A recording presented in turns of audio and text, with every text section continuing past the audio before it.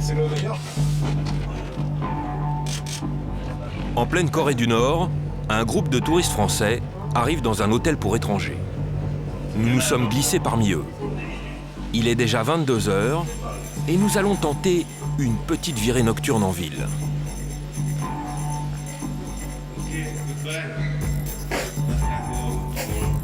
Derrière nous, un homme arrive inquiet. C'est le portier.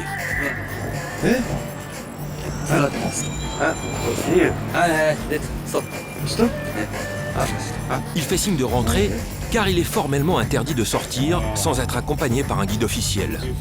Nous insistons quand même. Thank you. Stop, stop, stop. On n'arrête pas. Non? Non. Non? Non. Le ton reste courtois mais ferme. Et malgré notre insistance, il faut rentrer. Thank you. À l'intérieur, les deux dictateurs nord-coréens, le père et le fils, trônent dans le hall. Monsieur Jean travaille pour l'État et escorte les Français, il a tout vu. Vous voulez aller vous promener en ville? Ils ont dit non. Non. On peut pas se promener en ville? Parce que c'est les gens qui savent que tu es un espion. Allez, on va manger? Ici, c'est le plus beau, c'est être arrêté et prisonnier, c'est tout près d'ici. Ici, tout étranger est un espion potentiel. La Corée du Nord est le pays le plus fermé au monde. Le symbole de ce qui se fait de pire en matière de dictature. Ce pays vit sur une autre planète depuis sa création en 1945. Ses habitants vivent dans une paranoïa aiguë.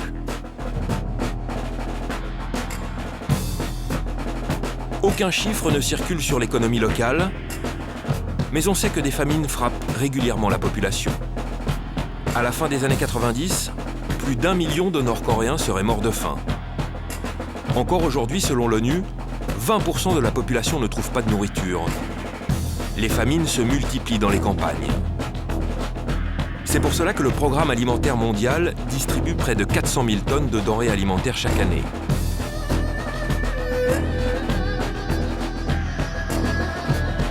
Ces images, que nous avons tournées à l'insu des autorités, montrent que l'agriculture locale, faute de machines et même d'animaux, reste proche du néant. Il faut donc se nourrir de ce que l'on trouve. Des algues, des racines, moins que le minimum. Officiellement, le pays est toujours dirigé par Kim Il-sung, alors que le dictateur est mort en 1994. Mais il est toujours désigné comme le président éternel de la Corée du Nord. Son fils, Kim Jong-il, lui a succédé et porte le titre de dirigeant bien-aimé. Il continue d'enfermer le pays dans le même délire autocratique. Et cela grâce à une armée toujours plus nombreuse. On parle de plus d'1 million de soldats. Une armée toujours en guerre contre la Corée du Sud, suréquipée et qui dispose même de l'arme atomique. Kim Jong-il peut ainsi continuer l'œuvre de destruction de son père. Résultat, les habitants continuent de vivre ici comme dans l'URSS des années 30. Les mêmes files d'attente pour les rares bus qui ont de l'essence. Les mêmes magasins vides dans lesquels il est interdit de filmer. Le peuple n'y va jamais. Bien sûr, tout n'est pas si noir, il existe aussi des autoroutes, mais elles ne sont empruntées que par des vélos et des piétons obligés de nettoyer les flaques d'eau sur le bitume.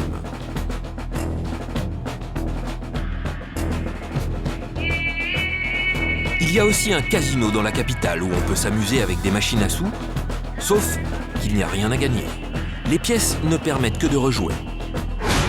On peut aussi s'entraîner au golf, sport ô combien capitaliste, sauf que seule l'élite du régime y a accès. Pour les 23 millions de Nord-Coréens, les temps sont durs. Mais il faut sourire, c'est obligatoire. Les moments de joie sont organisés même dans les rues et forcément grandioses. C'est dans cet univers angoissant, où tout un peuple est conditionné dès la naissance, qu'un groupe de Français a décidé de passer ses vacances. À 8 500 € pour 3 semaines, c'est un séjour aussi cher qu'aux Seychelles. Mais là, Pas de luxe, pas de cocotier, seulement des guides austères et menaçants qui vérifient chaque photo. Des chambres sans matelas et sans eau courante. C'est la couverture dedans. Regardez. Waouh! C'est bien? C'est bon. Pour moi, c'est parfait. Et bien sûr, des caméras partout pour vous surveiller. Bienvenue en Corée du Nord, le paradis des dictatures. L'organisateur de ce petit voyage de rêve, c'est cet homme aux cheveux blonds. Guillaume de Vaudrey a une spécialité, les vacances dans les pires endroits de la planète. Dans son groupe, il y a Claude. Pour cette jeune retraitée, ce séjour est le plus important de toute sa vie, car elle va enfin pouvoir aller pour la première fois sur les traces de son père, originaire de Corée du Nord. Jacqueline n'a pas hésité une seconde à accompagner Claude, son ami. Elle va découvrir aussi pour la première fois ce qu'est une vraie dictature. Nous suivrons aussi Henri, qui a choisi l'anonymat. Ce retraité, les régimes autoritaires, ça le connaît. Il est déjà allé en Iran et il a adoré. À son tableau de chasse, il lui manquait la Corée du Nord, ce sera maintenant chose faite. Nous serons escortés et surveillés par des guides francophones. Avec les lunettes, Monsieur O, et à droite, Monsieur Jean. C'est parti pour 3 semaines de propagande. Pyongyang, la DMZ, la ligne de démarcation entre les deux pays, puis l'extrême nord et les côtes de la mer du Japon. Un périple exceptionnel, encore jamais réalisé par des étrangers occidentaux.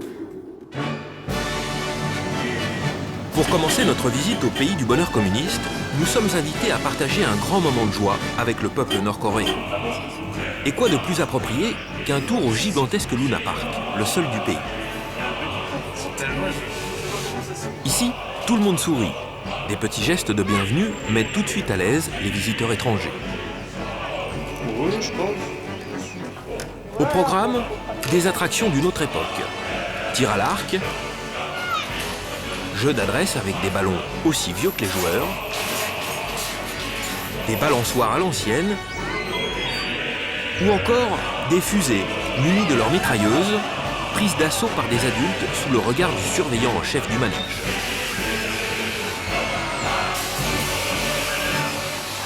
Évidemment, les infrastructures datent un peu et la sécurité semble douteuse. Ce n'est pas grave, il en faut plus pour gâcher le plaisir des Français qui embarquent dans la grande roue. À l'intérieur, une joie généralisée et communicative. C'est malade. Non, on continue de monter. Non, on monte. On est à la moitié. Aïe, aïe, aïe, aïe, aïe. Ça va aller, toi? Là, on est arrêté. Je crois qu'on est en panne là-haut. C'était les sièges. Non, parce qu'il est assez calme, il n'y a pas de seau d'eau abrutissant. Mais oui, c'est pas du Maintenant, tout. dans les foires, dans les fêtes foraines, il y a des seaux d'eau. Henri est conquis par l'ambiance bon enfant et le calme du parc. Même Monsieur O, l'un des guides, baigne dans le bonheur et veut l'immortaliser. Moi, je filme l'adja du parc d'attractions. Au stand Barba Papa, ça se bouscule. On tend des billets pour s'en acheter, de l'argent pour les enfants et même des jeunes rappeurs. C'est donc cela la Corée du Nord, le pire régime communiste de la planète? Il y a des caïras, là. C'est-à-dire les caïras de banlieue qui débarquent. C'est absolument incroyable. Et si les gens font la queue ici, ce n'est pas pour manger, mais juste pour faire un tour d'auto-tamponneuse. Mais très vite, la réalité de la Corée du Nord refait surface. Un groupe de militaires en goguette apparaît, le ton change. Attention, c'est des militaires. On voit des photos. Que viennent donc faire ici ces soldats? Pour en savoir plus, nous les suivons jusqu'à un stand un peu spécial. Ouais, ce sont pas vieux là. Monsieur Jean, qu'est-ce qu'il y a écrit là? Ah bah, les impérialistes. Ah bah, les agresseurs. Les Américains. C'est vrai? Mais pourquoi il y a cette haine encore? C'est fini la Depuis guerre. longtemps, les Américains ont occupé notre pays. C'est à cause d'eux, la Corée est divisée en deux. C'est toujours C'est pour ça que- c'est le feu seulement. À cause des Américains, ils avaient déclenché la guerre. Notre nation a souffert tant à cause de la guerre. Pour l'instant, ces bidasses tirent avec des jouets sur des soldats de plomb. Mais ils sont prêts à en découdre pour de vrai. Cette guerre, la Corée du Nord s'y prépare depuis près de 60 ans, depuis sa création. Et l'ennemi absolu, ce sont les États-Unis. En 1950, le monde sort péniblement de la Seconde Guerre mondiale. D'un côté, le bloc communiste, de l'autre, les pro-américains. La Corée se retrouve au cœur de ce conflit idéologique et sombre dans une guerre qui durera 3 ans. Ceux du Sud reçoivent le soutien des Américains et ceux du Nord sont aidés par la Chine. En 1953, la Corée est officiellement divisée en 2. Encore aujourd'hui, aucun traité de paix n'a été validé. De fait, les 2 Corées sont toujours en guerre. Une situation que les vacanciers français vont vite comprendre. Donc ici, vous entrez dans les 2 kilomètres démilitarisés du côté nord, qui sont cultivés par les paysans. Et à droite, vous voyez le drapeau de la République de Corée. Juste de l'autre côté, à quelques mètres à peine, c'est la partie adverse, les traîtres de Corée du Sud. Pour aller plus loin, il faut se mettre en file indienne et passer un par un sous le regard vigilant des soldats. L'ambiance est tendue et toute photo est contrôlée. Nous sommes ici dans la zone la plus sensible au monde. Tout autour, 1 million de soldats des 2 camps se tiennent prêts à en découdre.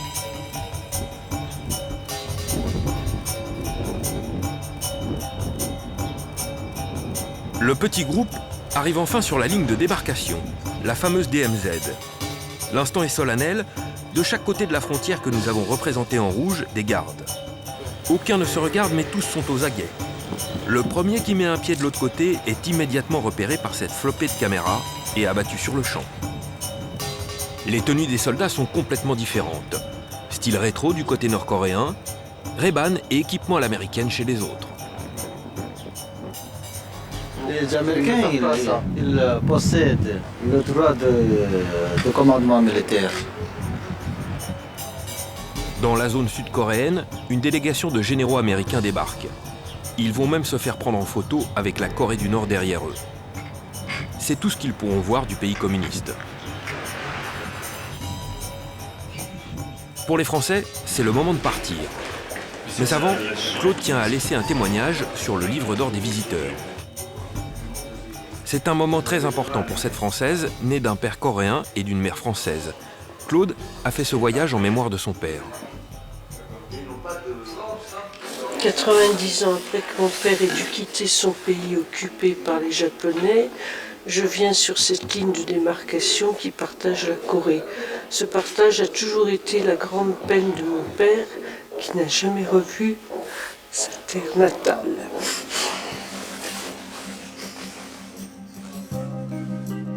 Le père de Claude avait fui la Corée en 1920, bien avant l'arrivée du régime communiste. C'est lui, sur cette photo d'époque. Juste avant qu'il ne trouve refuge en France, il ne pourra jamais revenir dans son pays de naissance. Cet instant d'émotion ne fait toutefois pas oublier aux touristes qu'ils sont dans un pays où tout est contrôlé. Au même moment, les soldats et les guides demandent à voir les clichés qui viennent d'être pris sur la frontière. Une bonne partie sera effacée. Pour le petit groupe de Français, cette surveillance pointilleuse est juste une habitude à prendre, et pour l'instant, personne n'y trouve rien à redire. La visite peut continuer selon le programme concocté par les autorités nord-coréennes. Place donc au musée de la guerre. Au fond de la cour, une vieille femme nettoie des cailloux. Tout d'un coup, une assistante des guides arrive et s'empresse de la faire disparaître. Elle faisait tache dans le paysage, une tache de pauvreté qu'il faut cacher aux étrangers. C'est l'image même du pays qui est en jeu, une image de perfection que rien ne doit altérer. Et chacun y veille, comme cette jeune militaire. Bonjour, soyez les bienvenus à notre musée. Derrière elle, une fresque gigantesque, comme il se doit à la gloire de Kim Il-sung, le créateur de la Corée du Nord. Ici, il est l'égal d'un dieu et toute l'histoire récente du pays a été réécrite par lui et pour lui. Nous avons fait un film assez possible sur le problème coréen, sur la guerre coréenne, et ça va vous aider à bien comprendre le problème coréen. C'est donc une version plutôt partisane du conflit contre les États-Unis qui va être servie aux visiteurs. Une version où les Américains tiennent forcément le mauvais rôle. La voix, le style, les images, tout y est. On se croirait dans un mauvais film de propagande des années 50. Qui a donc déclenché la guerre en Corée. Voici les séquences qui donnent la réponse. Écoutez bien comment en Corée du Nord, les autorités ont réécrit l'histoire. La Deuxième Guerre mondiale a permis aux Américains de tirer un gros profit grâce à la vente massive des matériels de guerre. Mais après cette guerre, les États-Unis ont perdu leur débouché d'armes et de matériel de guerre qu'ils avaient fabriqué.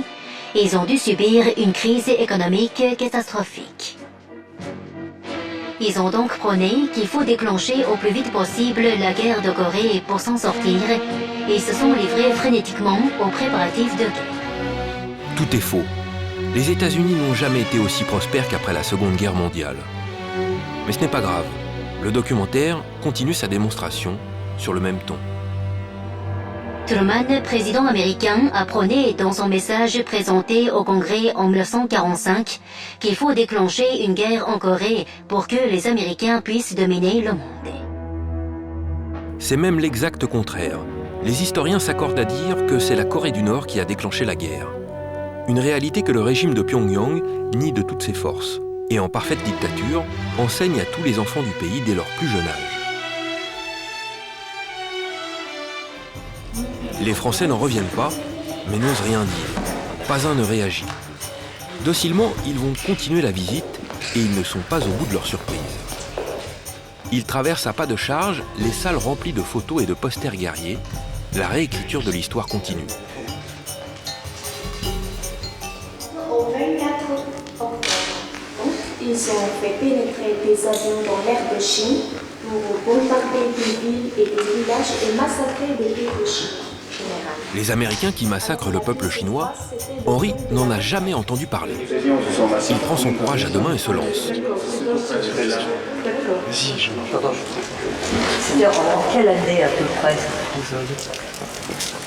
En quelle année à peu près? Cette bataille, c'est pendant la guerre. Oui, ah, c'est pas une date De précise. 50 à 1953. Oui, d'accord, c'est un exemple de bataille, d'accord.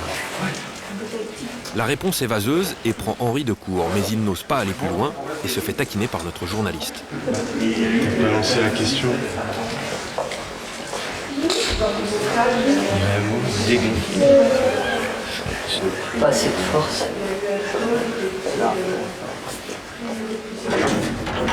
La Corée du Nord est un État totalitaire qui fait peur même aux visiteurs étrangers. Ici, il n'y a aucune relation diplomatique avec la France. En cas de problème, personne ne peut venir vous libérer ou faire pression. La jeune femme nous attend dans une autre salle. À l'intérieur, des navires et des avions taille réelle. La leçon de propagande continue de plus belle.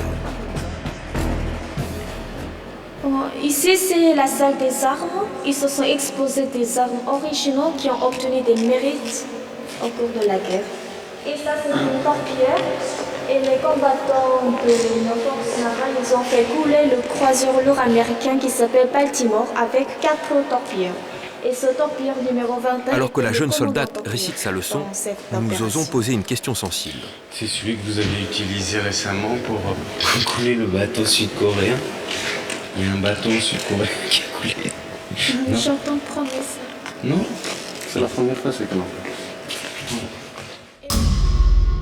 Il y a seulement quelques semaines, un navire de guerre sud-coréen a été coulé près des côtes de Pyongyang. À bord, 46 marins ont été tués. Au moment de la visite des Français, la tension entre les deux pays est à son niveau maximal. Suite à notre question, nous serons convoqués plusieurs heures par des agents nord-coréens qui nous conseilleront de ne plus poser ce type de questions à l'avenir, sous peine de devoir prolonger de quelques mois notre séjour ici. Mais pour l'instant, tout continue comme si de rien n'était. La guide du musée enchaîne son petit tour, mais la gêne est palpable. Elle présente fièrement un vieux chasseur de l'armée de l'air. Qui s'appelle MiG. Ça a été visité par le président Kim Il-sung et le camarade Kim Il-sung en 1952.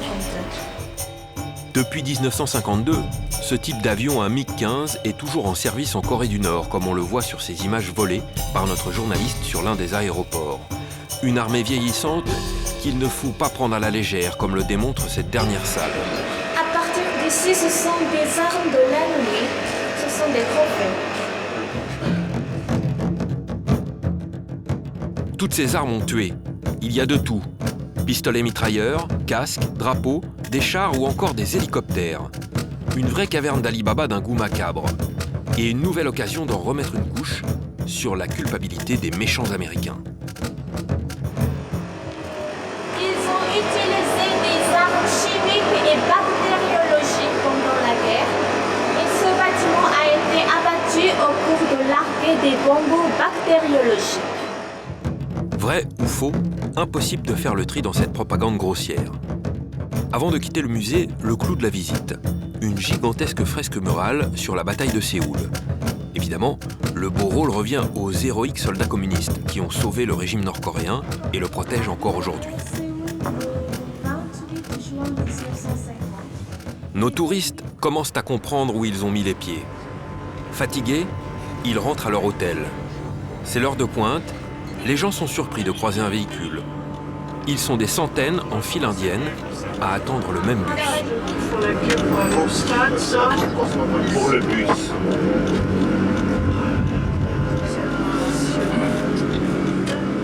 Ça va, la banlieue. La banlieue, ce bus.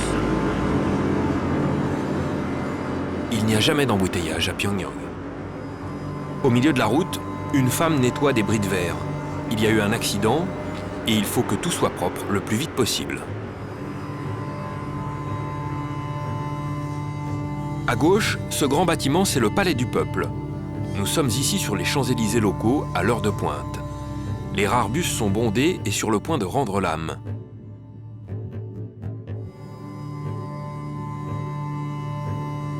Et sur les bords des routes, aucune publicité, mais des affiches géantes de propagande pour le régime communiste. On y voit des hommes fiers de construire le futur d'un pays idéal. Un pays où les femmes sont là pour élever les enfants. Ces deux tours à droite, c'est l'Hôtel des Français, l'un des plus luxueux du pays. À l'intérieur, un restaurant, mais surtout une télé, tout le temps allumée sur la chaîne nationale. Au menu, chant patriotique devant un parterre de militaires, discours de généraux, bien sûr aussi des images de vacances du dictateur national Kim Jong-il et un documentaire sur la meilleure façon d'utiliser une Kalachnikov. Les Français n'y prêtent même pas attention. Au moment de rejoindre leur chambre, les touristes français vont découvrir qu'ils ne peuvent pas envoyer eux-mêmes d'email à leur famille. Tout est contrôlé ici par l'État et il faut obligatoirement donner l'adresse du destinataire à un fonctionnaire local. Des procédures qui commencent à agacer nos vacanciers, sauf Henri, qui ne trouve rien à redire à ces nouvelles règles contraignantes. Mais non, mais ce que je veux dire, c'est que moi j'ai bien dit aux gens et tout, je leur ai dit, pas de nouvelles, bonne nouvelle, il n'y a rien ici, le moindre C'était un casino, un pays coupé du français.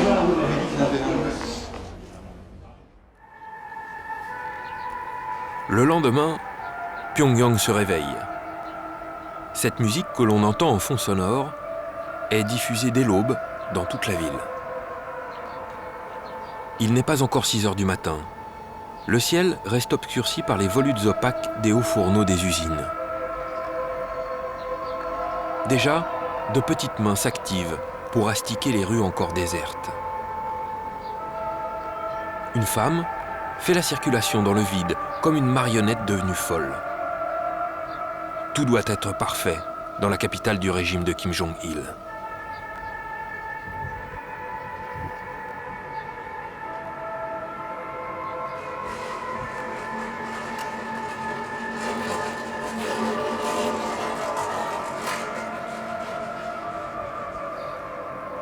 Mais il en faut plus pour cacher l'extrême pauvreté du pays. Entre deux rangées d'immeubles, on découvre un curieux manège.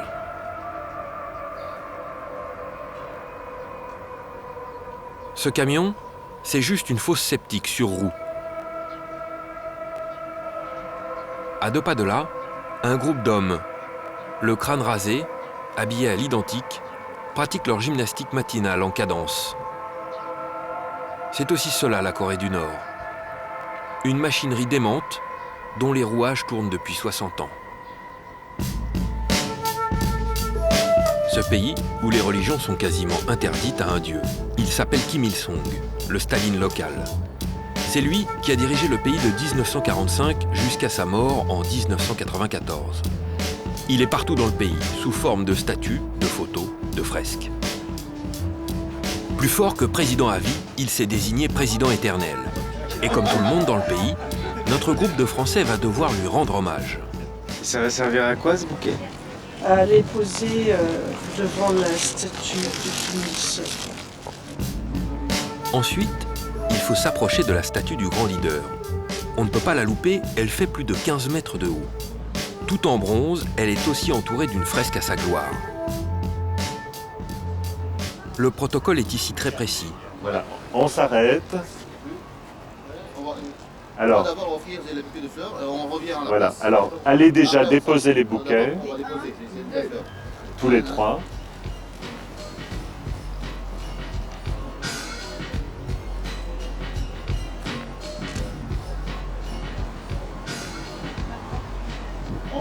On revient à la place. Revenez, Revenez, s'il vous plaît. comme un seul homme. Devant en alignement. On va compter jusqu'à 3. À 3, tout le monde s'incline. Une seule fois quand même. Voilà, on s'incline. Alors, 1, 2, 3.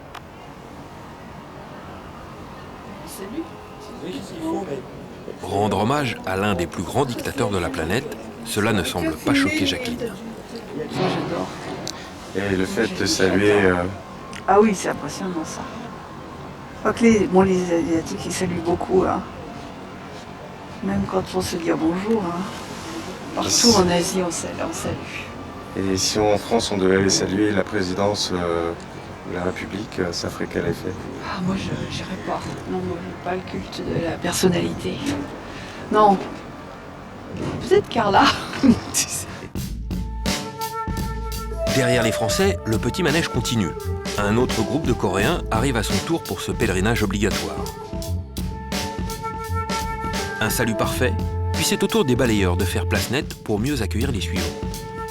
Et c'est ainsi toutes les heures, tous les jours de la semaine.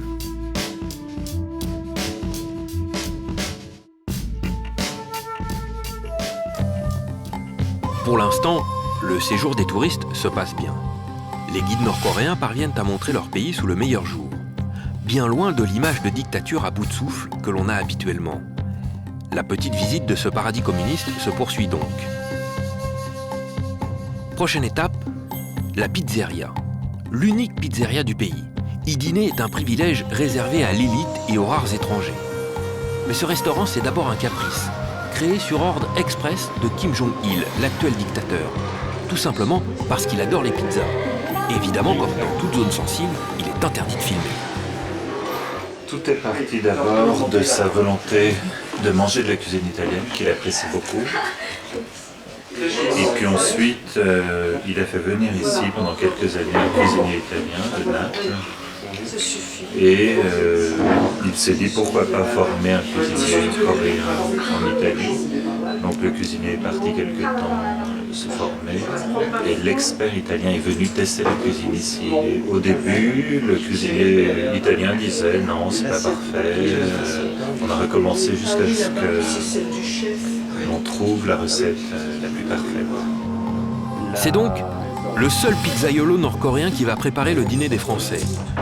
Dans la cuisine, le personnel fait chauffer les fours entre deux pannes de courant. Le petit chouchou du tyran, c'est lui, l'un des rares Nord-Coréens à avoir eu le droit de sortir du pays. Il y a 2 ans, je suis allé en Italie.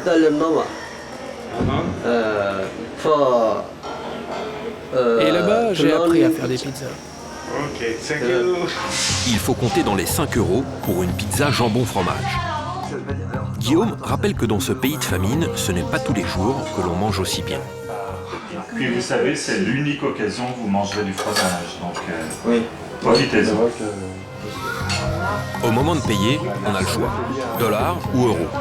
Mais pas en monnaie locale, qui est interdite aux étrangers. La Corée du Nord commencerait donc à s'ouvrir sur le monde. Et pas uniquement pour former des pizzaiolos. Les gens ont le droit de s'amuser un peu. Des bateaux sur le fleuve Tadong, des animaux de compagnie comme ce petit chien. Les jeunes font même du roller sur la place du peuple. Et il n'est plus exceptionnel d'avoir des téléphones portables, mais uniquement pour des appels locaux. Il existe même des endroits où le peuple a le droit de se divertir. Bowling, billard américain, autant d'indices d'un léger relâchement du régime et surtout de l'influence des produits de consommation de l'allié chinois. Ces bouleversements, nos touristes ne se rendent pas compte. Ce qu'ils cherchent, c'est du traditionnel. Et pour ramener des souvenirs typiques, quoi de mieux que l'Institut de broderie de Pyongyang. Mais à peine arrivé, une mauvaise nouvelle. Les brodeuses sont invisibles. On va se faire rembourser. Et vraiment, on peut pas avoir une ou deux brodeuses Au travail? au travail, juste une ou deux? Une, deux. Là, est-ce qu'il y a dans ce musée des pièces de broderie anciennes? Oui. Oui, ah, très bien. Les soi-disant fameuses broderies anciennes, les voici. De petits chatons dans le noir, on n'y voit rien. Même avec un briquet, il est impossible de profiter des œuvres. Dans les escaliers, un employé arrive enfin avec une lampe torche. Mais ça ne sert à rien. Il faut rapprocher les pièces de la lumière du jour pour en profiter. C'est très joli, Claire. Là aussi.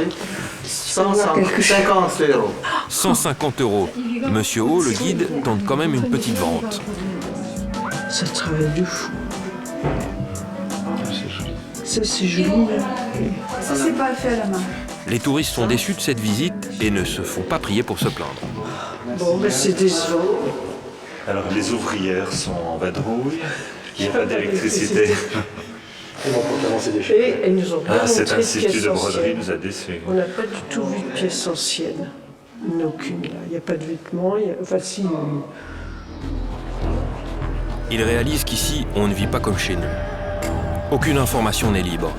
Tout est filtré et contrôlé par le régime totalitaire. Internet est même totalement interdit. À la bibliothèque centrale de Pyongyang, les ordinateurs ne manquent pas. Sont-ils connectés? Un petit essai sur Google nous permet vite de vérifier. Aucune réponse à notre requête. Le réseau est totalement verrouillé. Les autorités ne permettent pas de se connecter. Elles veulent contrôler les esprits de leurs citoyens, et ça, dès leur plus jeune âge.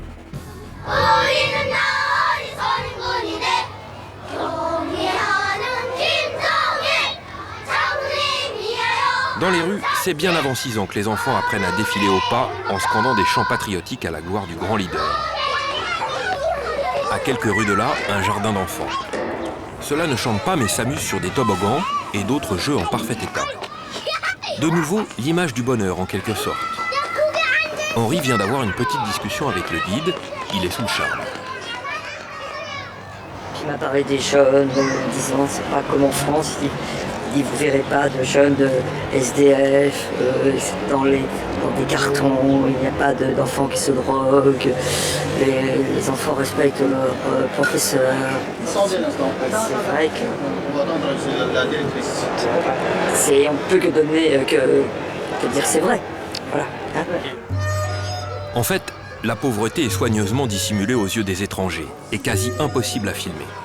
En revanche, les écoles modèles sont une vitrine parfaite à présenter aux touristes.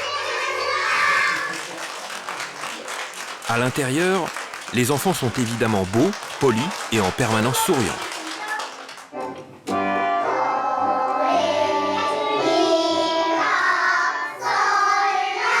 Les outils pédagogiques sont incroyables. Dans cette salle, on apprend à reconnaître les arbres fruitiers du pays. Un peu plus loin, une collection d'animaux empaillés. En fait, c'est toute la faune locale qui est ici. Quoi de mieux pour apprendre aux enfants à les reconnaître? Petite démonstration devant des Français conquis.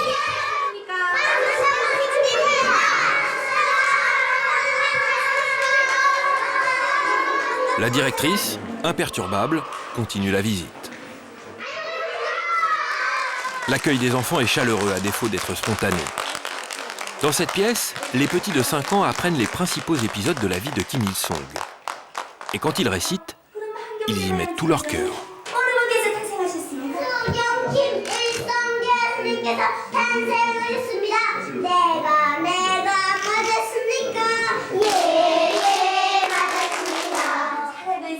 À l'aide d'une vidéo, la maîtresse en remet une petite couche. Le président éternel peut être fier de ses petits écoliers. Avec eux, l'avenir du régime est garanti. Leur cerveau est conditionné pour obéir. Claude, qui a été enseignante toute sa vie, n'en revient pas et commence sérieusement à être mal à l'aise. Alors ils apprennent par cœur.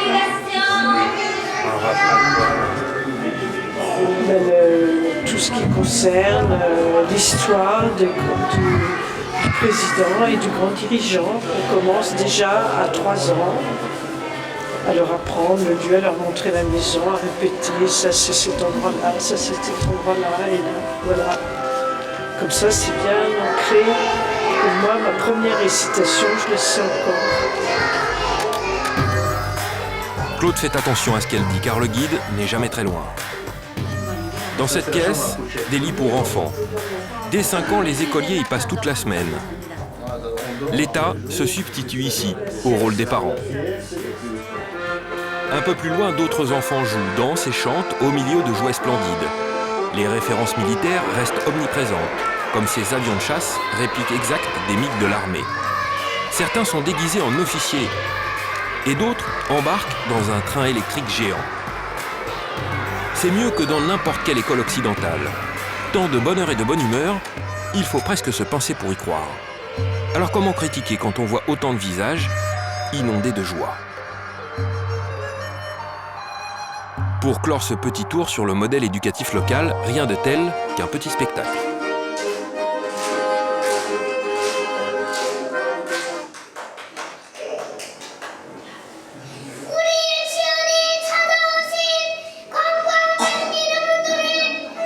Première performance, un jeune violoniste âgé seulement de 6 ans.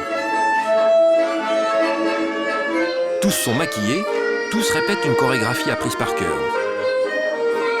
Ils se comportent comme des adultes en miniature. Guitaristes,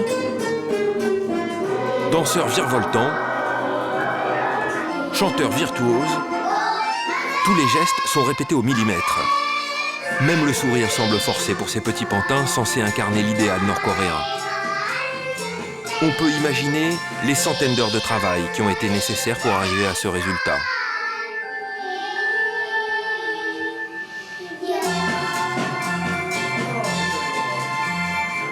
Pour finir en apothéose, rien de tel qu'une pianiste soliste de seulement 5 ans qui reproduit jusqu'au geste d'un concertiste professionnel.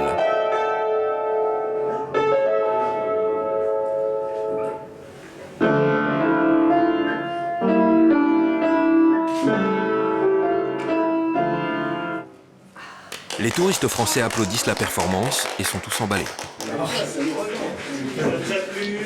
Oui. Magnifique. Soyez veillants. Voilà, c'est vous avez fini maintenant, c'est la visite au jardin d'enfants. Voilà. Nous remercions la directrice. Merci et les maîtresses. On veut les bonus. J'avais l'impression d'être revenu dans mon enfance, où en effet il y avait le maître qui nous emmenait et nous on était véritablement... on suivait et on ne serait pas permis d'aller courir partout, de faire du bruit ou de ça. C'est vrai que ça me rappelait un petit peu l'école des années 60, quoi, 70. Un peu plus loin sous le préau, une affiche retient notre attention. Elle vient quelque peu modérer l'enthousiasme ambiant. Un guide vient traduire le slogan du poster. Le général Kim Jong-il est le meilleur du monde. Ses enfants veulent devenir des soldats pour le général Kim Jong-il. C'est ce genre de slogan qui rappelle que l'on est bien dans une dictature dans laquelle l'armée tient un rôle majeur. 25% du produit intérieur brut lui est consacré. C'est l'un des taux les plus élevés au monde. En France, c'est juste 10 fois moins. En tout, il y aurait plus d'1 million de soldats prêts à en découdre au moindre signe d'agression. Une armée à l'ancienne, comme du temps de Staline, avec des fantassins par centaines de milliers, des femmes aussi, des tanks et des lance-missiles. Ainsi que des avions de chasse complètement obsolètes. Pourtant, l'armée nord-coréenne n'est pas si désuète. Depuis 2006, Pyongyang possède l'arme atomique. C'est justement pour cela que la Corée du Nord fait si peur et n'est pas attaquée, même par les Américains. Une situation dont n'est pas peu fier Monsieur Jean, l'un de nos guides. Nous sommes maintenant très fiers d'avoir une défense nationale très puissante. Par exemple, nous sommes arrivés à posséder des armes nucléaires. Un pays armé et secret, c'est cela la Corée du Nord. Et c'est vers l'une des régions les plus mystérieuses du pays que nous nous envolons maintenant. Dans le nord, près de la frontière chinoise. Un vieux bimoteur nous attend sur le tarmac. Il appartient à Air Koryo, qui a été inscrite sur la liste noire des compagnies interdites de vol en Europe. Hello. 2 heures d'avion au-dessus des montagnes encore recouvertes de neige. C'est pour réaliser ce pèlerinage sur la terre ancestrale de son père que Claude est venu. Nous sommes maintenant près de la Sibérie et le climat s'en ressent. Normalement, les étrangers ne peuvent pas venir ici.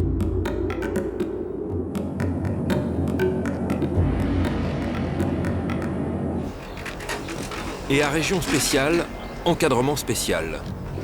3 nouveaux guides nous attendent sur le tarmac. Le moindre mouvement, la moindre parole du groupe de touristes seront épiés et, si nécessaire, sanctionnés. Nous dirigeons maintenant vers le mont Baekdo, c'est-à-dire c'est le sommet du pays de 2750 mètres. Mais après l'hiver, nous sommes les premiers visiteurs avec la voiture. Cette fois, on ne voit pas les traces des voitures. Regardez. Effectivement, la route est à peine praticable. Et très vite, la mauvaise nouvelle tombe. On ne peut pas monter au mont Baekdo. C'est dangereux. Vous voyez maintenant. Si ça se glisse, c'est fini. Il reste encore 28 km à faire sur de la neige gelée. Impossible. Claude n'est même plus surprise. Claude, la route est bouchée là. Oui, et ça ne m'étonne pas. Vu la quantité de neige qu'il y a, et ils n'ont pas d'engin ici, ils ne mettent pas de sel, les véhicules ne sont pas équipés, ils mettent pas de chaîne ou ils n'ont pas les pneus adaptés. Et puis ils déneigent pas, quoi. C'est sûr qu'il faut des sacrés engins pour déneiger. On ne peut pas trouver des raquettes? À défaut de visiter la montagne sacrée, au moins les touristes tentent de visiter le village. Ça a l'air désert. Le village vide. Village pilote abandonné. Ils sont où les habitants? Je vois pas de fumée, je vois rien du tout. Où sont les habitants? Seule une pancarte du Programme alimentaire mondial prouve qu'il y a eu de la vie. Mais nous n'en saurons pas plus. Monsieur Jean intervient tout de suite, il faut rentrer dans le bus. On rentre.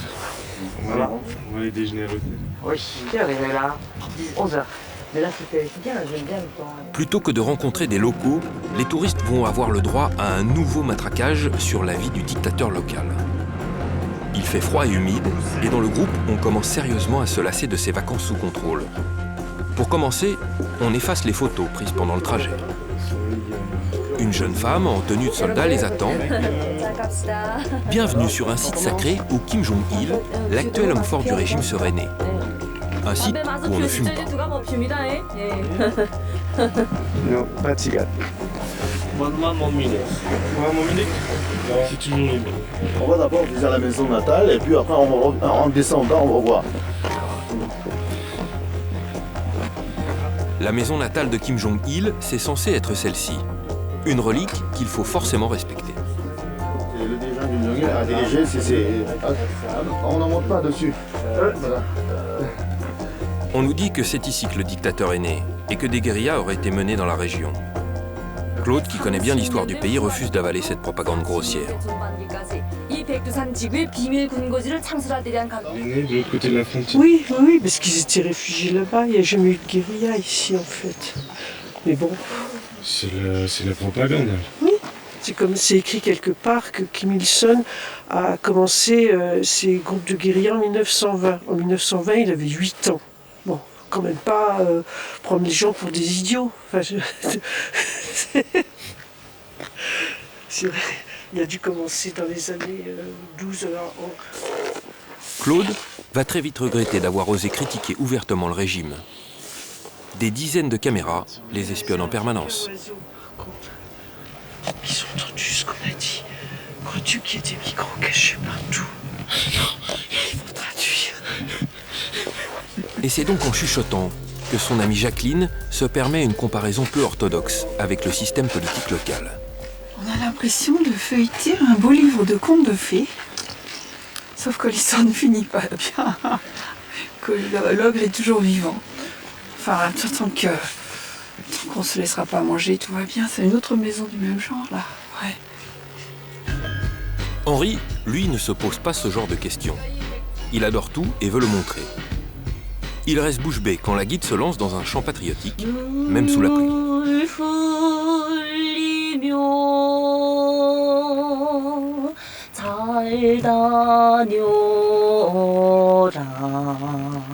Bravo, merci beaucoup. Merci beaucoup. Très joli. C'est joli, hein? C'est clair. Tout le monde chante bien, c'est fabuleux.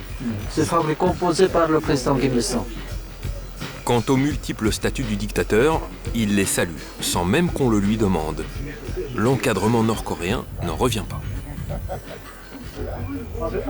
Avec moi. Oui. Je vais le refaire.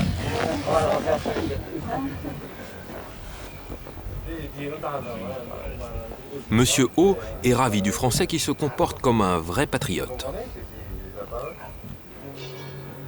Un peu plus loin, à quelques kilomètres, une autre statue de bronze au milieu de nulle part. Encore à la gloire du dictateur. Encore des fresques guerrières géantes. Ce culte de la personnalité, Claude n'en peut plus. Mais là, ça dépasse tout. Hein. À quel niveau? Au point de vue monumental, construction, puis ce culte. Henri, lui, n'est pas tout à fait d'accord. Omniprésent. Quand même, je disais tout à l'heure, quelque chose d'important, c'est qu'il y a une démarche, tout de même, une démarche artistique.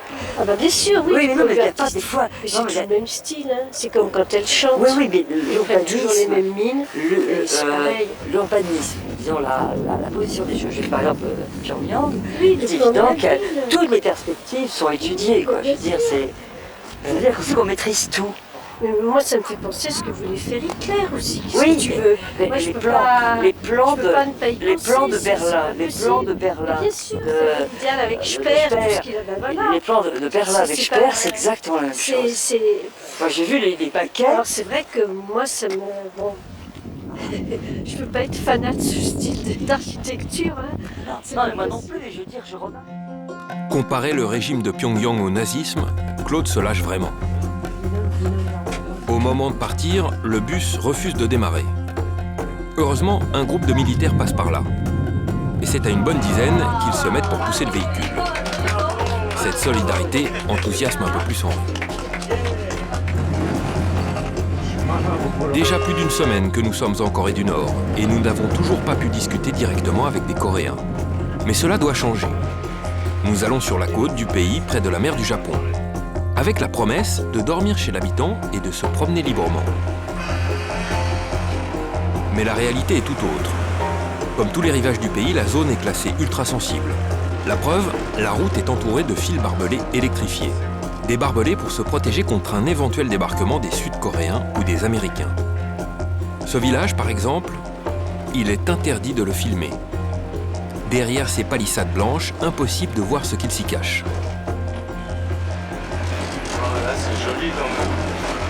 Même pour Guillaume, qui organise ici des séjours depuis une dizaine d'années, c'en est trop. Moi, il m'énerve. Pourquoi? Regarde, la photo que je prends, je me fais engueuler. Hein? Faut pas exagérer. C'est comme ça, je ne programme jamais plus rien dans ce pays. Toi, il te met à l'amende. Non, mais là, je vais lui passer un savon en retour après-demain. Faut pas exagérer.